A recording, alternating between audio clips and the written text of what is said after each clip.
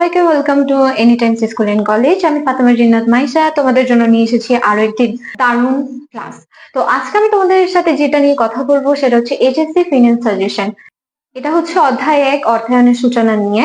তো এখানে আমি কিছু মোস্ট ইম্পর্টেন্ট এবং মিডিয়াম ইম্পর্টেন্ট দিয়েছি। এখানে তোমরা বলতে পারো যে লেস ইম্পর্টেন্ট কেন বলেননি। লেস ইম্পর্টেন্ট আসলে পড়ালেখা কখনো লেস ইম্পর্টেন্ট হয় না, যেটা ইম্পর্টেন্ট কম সেটা দেখে হলেও যেতে হয়।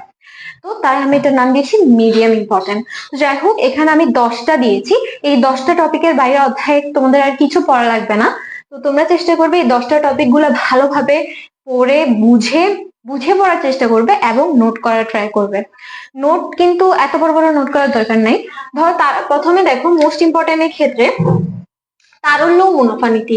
তুমি জাস্ট যেটা করবে নোট খাতায় তুমি তারল্য মুনাফা নীতির ছোট্ট একটা ধারণা লিখবে, যেটার মাধ্যমে তুমি আসলে বুঝছো, কিংবা স্যাররা লেকচারে কিন্তু বলে যে লাইনটার মাধ্যমে তুমি বুঝছো সেটা দিবে।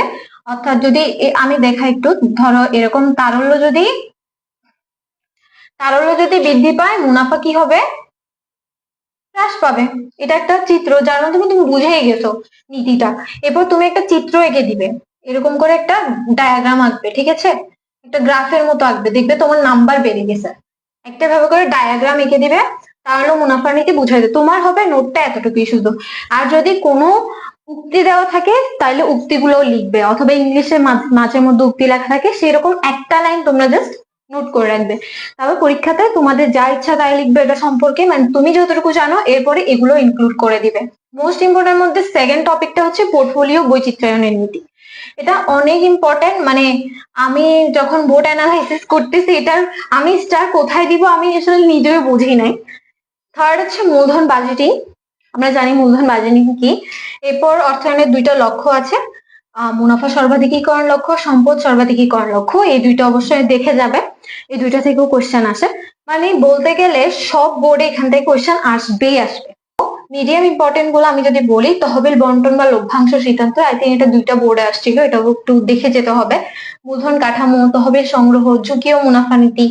আর এখানে দুইটা অর্থায়ন আছে, ব্যবসায়ী অর্থায়ন আর সরকারি অর্থায়ন। আশা করি এই সাজেশনটার বাইরে আর কিছু আসবে না। তোমরা যদি টেস্ট পরীক্ষা দিবা যারা যারা সামনে, এই সাজেশনটাই জাস্ট ফলো করে যাও, দেখবা তোমাদের টেস্ট পরীক্ষায় কমন আসছে। এটা যেমন বোর্ড পরীক্ষার জন্য খুবই গুরুত্বপূর্ণ, টেস্ট পরীক্ষার জন্য গুরুত্বপূর্ণ। তোমরা জাস্ট আমাকে এসে বললো যে এখান থেকে আসা নেই, ঠিক আছে? মাস্ট আমি লিখে রাখতে পারি এখান থেকে কমন আসবে। কারণ এই যে আমি এটা কিভাবে বলতে পারছি, কারণ আমি বোর্ড অ্যানালাইসিস করেছি এবং বোর্ড অ্যানালাইসিস করে এই কয়েকটাই টপিক দিয়েছি। তো অর্থায়নের সূচনা থেকে কয়েকটা টপিকই ইম্পর্টেন্ট। এখানে আমি টোটাল 10টা টপিক দিয়েছি। তোমরা ইনশাল্লাহ এই 10টা টপিক পড়ো, জাস্ট ফলো করে দেখো, একবার দেখো, টেস্ট পরীক্ষা দাও, তারপর বুঝতে পারবে। এরপর আমাকে জানাতে পারো তোমাদের কোন সাবজেক্ট কোন অধ্যায়ের উপর সাজেশন লাগবে। ইনশাল্লাহ আমি আমার সাজেশন এমন ভাবে রেডি করেছি, এমন ভাবে দেওয়ার চেষ্টা করব যে ওইখান থেকেই কমন আসবে। ইনশাল্লাহ তোমরা আমাকে বিলিভ করতে পারো। এবং আমি নিজেও এভাবে অ্যানালাইসিস করে বোর্ডে 90+ পেয়েছি, আরো বেশি পেয়েছি আলহামদুলিল্লাহ। তো তোমরাও চাইলে পেতে পারো। তো তোমাদের ভিডিওটা কেমন লেগেছে আমাকে অবশ্যই কমেন্টে জানাবে, এবং তোমাদের সমস্যাগুলো আমাকে কমেন্টে জানাবে। আমি ইনশাল্লাহ সেগুলো নিয়ে কাজ করা শুরু করব। এবং নেক্সট কোন অধ্যায়ে ক্লাস লাগবে আমাকে তা জানাবে, এবং বন্ধুদের সাথে শেয়ার করে দিবে। তোমাদের বন্ধুদেরও জানা উচিত যে আসলে অর্থায়নের সূচনা থেকে 10টা টপিকই এনাফ।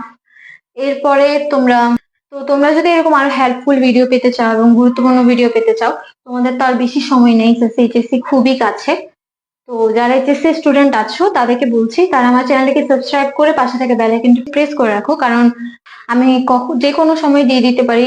হয়তো তুমি সঠিক সময় সঠিক ভিডিওটা নাও পেতে পারো, তাই জন্য আমার চ্যানেলকে সাবস্ক্রাইব করবে এবং পাশে থেকে বেল আইকনটি প্রেস করে রাখবে, এবং সঠিক সময়ে সঠিক টাইমে তোমাদের ভিডিওটা চলে যাবে তোমাদের কাছে। তো দেখা হচ্ছে অনেক ভিডিওতে, ততদিন পর্যন্ত সুস্থ থাকো, ভালো থাকো। আল্লাহ হাফিজ, আসসালামু আলাইকুম সবাইকে।